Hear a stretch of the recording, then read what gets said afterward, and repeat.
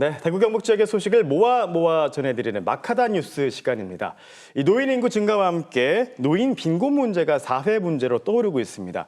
실제로 2020년 기준 OECD 중에서 국가들 중에서 우리나라의 노인 빈곤율이 1위를 차지할 정도로 오명을 떨치고 있습니다. 네, 그렇습니다. 그래서 오늘은요, 대구 지역 노인의 경제 활동 상황과 함께 또 어떤 문제들이 있는지 짚어보도록 하겠습니다.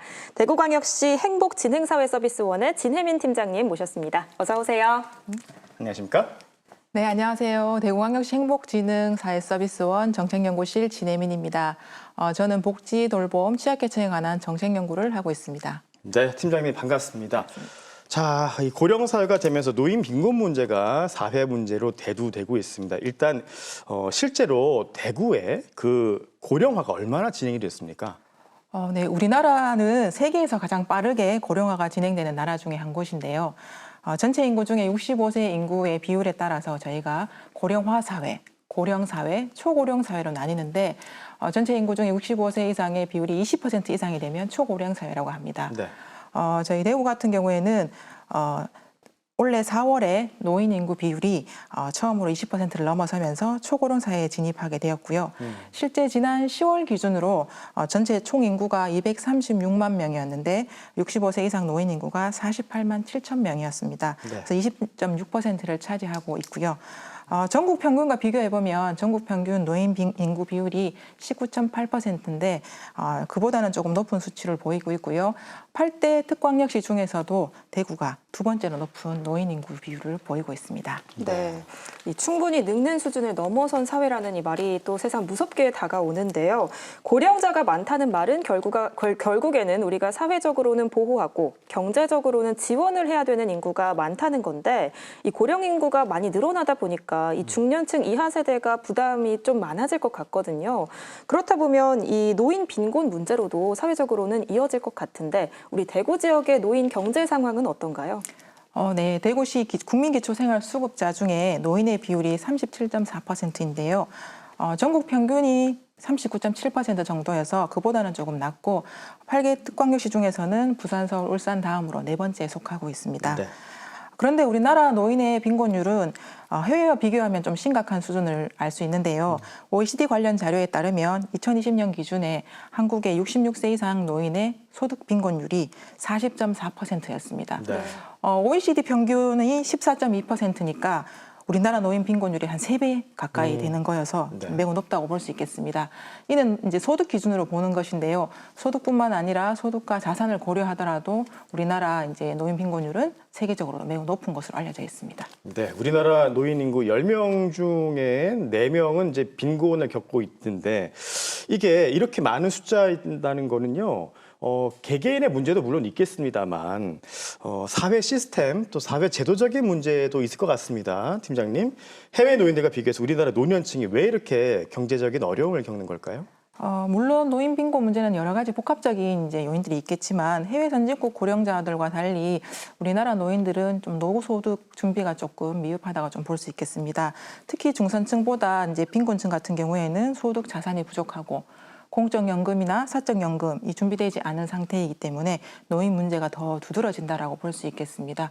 아마 이제 1인 가구가 증가하고 가족의 부양 부담이 감소하는 이런 영향들도 있을 것 같고요. 네. 이제 우리 사회에서 지금 많이 논의되고 있는 연금 개혁과 같은 부분들, 이런 부분들이 노인소득 보장과 관련돼서 논의가 이루고 있는데 이런 부분들이 지금 노인 세대에는 크게 영향을 주지 못할 것 같습니다. 우리나라 이제 국민연금이 1988년도에 처음 도입이 되었고 도입 당시에는 이제 당시 10인 이상 사업장 근로자를 대상으로 했고요. 1999년에 이제 전체 전 국민 대상으로 이제 가입 대상이 되었으나 가입 기간이 짧고 연금 수급액이 좀 적다라고 볼 수 있겠습니다. 네, 그러면 국민연금인 노령연금만으로는 생활할 수 있는 인구가 많지 않다는 뜻이겠네요. 네, 국민연금연구원에 따른 자료에 따르면 노령연금 수급자 현황을 보면 65세 이상 중 20년 이상 가입자는 약 97만 명인데요. 이는 노인 인구의 한 10% 정도 됩니다. 이 중에서 100만 원 이상의 급여를 받는 분들이 47만 명으로 나타나는 수준입니다. 우리나라 노인 빈곤율은 이제 최고령 노인일수록 보다 심각한데요. 노인 세대를 30년대, 40년대, 50년대 세대별로 좀 구분해서 노인 빈곤율을 살펴보면 40년대생과 그 이전 출생 연도에 이제 계시는 노인분들의 빈곤율이 매우 높게 나타나고 있습니다. 네. 세대별로 빈곤 수준이 이렇게 또 다르게 나타나는 것은 우리나라에 아무래도 급속한 경제 성장의 영향도 있을 것이고요. 그러면서 이제 특정 세대가 가진 소득 수준이 다른 세대의 이제 소득 수준보다 상대적으로 작게 되는 그런 영향이 있을 것 같고요. 네. 또 우리나라 노인의 소득의 대부분이 이제 노동소득이 차지하는 비중이 매우 높습니다. 그렇다 보니까 노인들이 노인 되면 일을 그만두게 되고 그러면 연금이나 다른 소득들이 많지 않게 되니까 전체 소득이 크게 줄어들어서 빈곤으로 이어지는 것으로 볼 수 있겠습니다. 네. 국민연금 제도가 현 세대 노인들에게는 이렇게 충분한 혜택을 주지 못하면서 노인 빈곤 문제가 더 심각해지고 있는데요. 제가 기사를 찾아보니까 대구 지역 근로자 10명 중에 3명은 60세 이상의 고령 근로자라고 하더라고요. 대구 지역 노인 경제 활동 상황은 어떤가요? 네, 대구시 60세 이상 취업자 현황을 좀 살펴보니까 2024년 기준으로 28만 5천 명 중에 한 23.5%를 차지하고 있습니다. 2014년에 15만 천 명에서 한 2배 수준 정도로 증가한 셈이거든요. 네. 저희가 2023년도에 대구시 노인 실태 조사를 했었는데 65세 이상 3천 명을 대상으로 이제 실태 조사를 했을 때 물어봤을 때 현재 일을 하고 있냐라고 물어봤을 때 30.7%가 그렇다라고 응답을 했고요. 일을 하는 이유에 대해서는 생계비 마련이 77.7%로 1순위로 나타났습니다. 네. 그리고 또 노인의 희망 은퇴 연령을 좀 여쭤보니까 76.3세로 이제 평균적으로 나타났거든요. 이제 이런 퇴직 연령의 이런 상향에 대한 희망은 아무래도 이제 우리가 불안정한 노후에 대한 그런 대안으로서 더 오래 일하고 싶어하는 그런 욕구가 반영된 것은 아닐지 우리가 좀 생각해봐야 되는 문제인 것 같습니다. 네, 이 생계를 위해서 일하는 노년층이 늘어나고 있다고 하다 보니 이 100세 시대라는 말이 있잖아요. 그 말이 또 와닿는 대목인 것 같습니다. 불확실한 노후에 대한 불안감 사실 누구나 가지고 있을 텐데요. 고령화가 가속화되다 보니 실제로 우리 대구에서는 정년 연장을 추진하고 있죠. 네, 그렇습니다. 행안부에서 먼저 공무직 정년 연장을 시작을 했고요. 지자체 최초로는 대구시가 산하 공무직에 대한 정년 연장을 발표를 했습니다.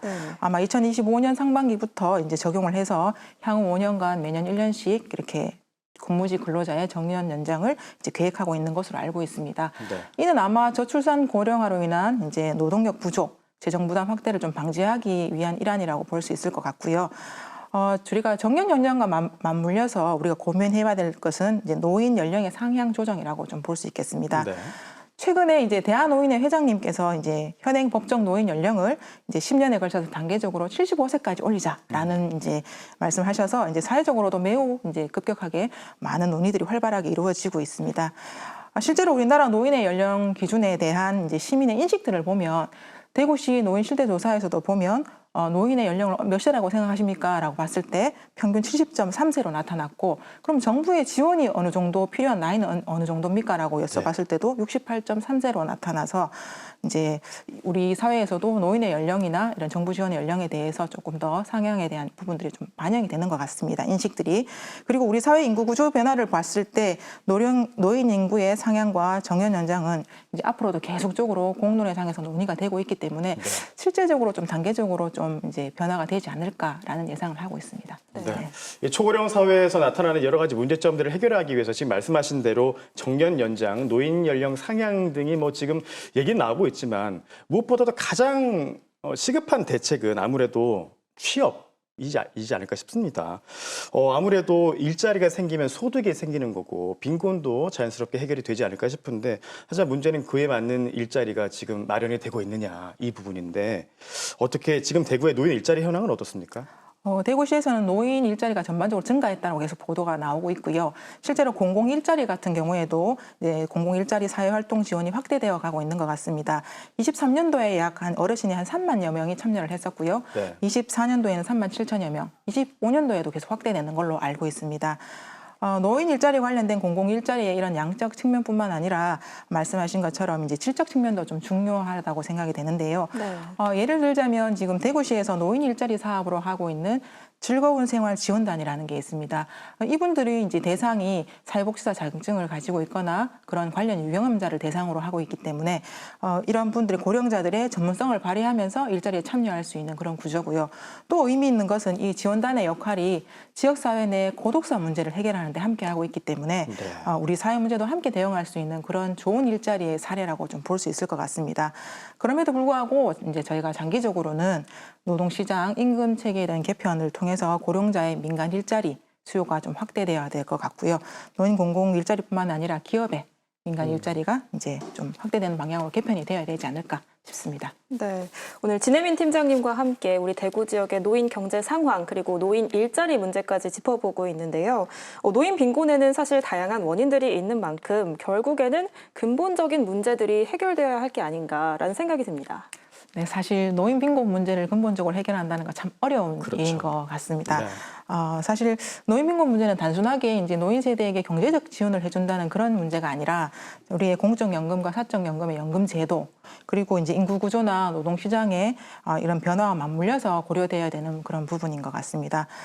공적연금이나 사적연금 제도 역시 취약계층이나 사각지대에 계시는 이런 분들이 많기 때문에 근본적 해결이 어려운 부분이 있고요. 그럼에도 불구하고 공적연금이 지속 가능하면서 또 이제 기본적인 보장이 되도록 해야 되고 그에 더해서 우리 사적연금이 좀 더 강화되어서 노소득 보장에 대한 강화가 이루어져야 될 것 같습니다. 그래서 노인의 연령 상향 조정, 노동시장의 유연화, 임금체계의 개선 이런 부분들이 함께 해결돼야 될 부분인 것 같고요.